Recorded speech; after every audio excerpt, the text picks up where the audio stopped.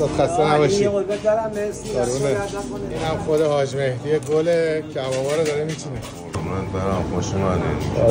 زنده باشید. مسلم خسته نباشی استاد. زنده باشید. فدات شم. خوش آمدید. حاج سعید سیبی.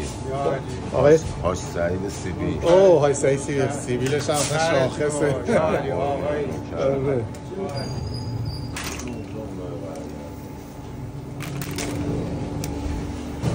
حاج مهدی این کبابا رو دوباره گذاشت اونجا دو پخ بشه. آره مغز پخ میشه. بچه‌ها تکنیک مخصوصه. نمیخوره. آره نمیخوره مغز. اینو هیچ جا ندیده بودم. آنها دیگه قدیم میذاشتیم لای نون روغنگیری میکردیم. بعد دوباره یه بار دیگه میرم مغز پخ.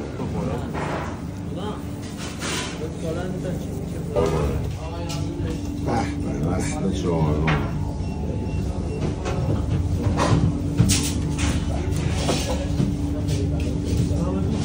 حاج مهدی چند سال اینجا هست؟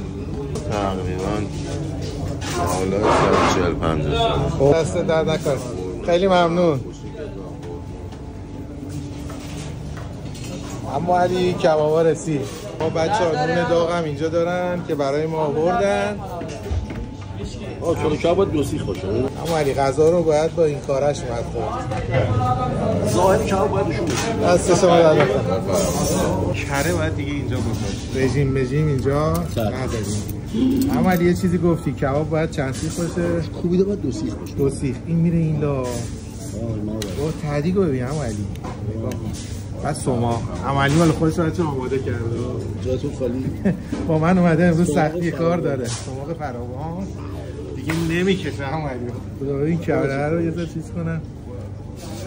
ما ببینم 150 سال کار به کجا کشیده. میشه زود. واو. عملی. مادر بود. سلام. حاج مهدی دمت گرم. خیلی باحاله. میشه زود. عملی بفرما اما علی حاج مهدی تعدیق اضافه هم آورد. بزن بر بدن حالش رو برم. بدم پشمن بدم می‌خورید. جا؟ پشمن می‌خواد بدم کباب. چی بهش گفت یا؟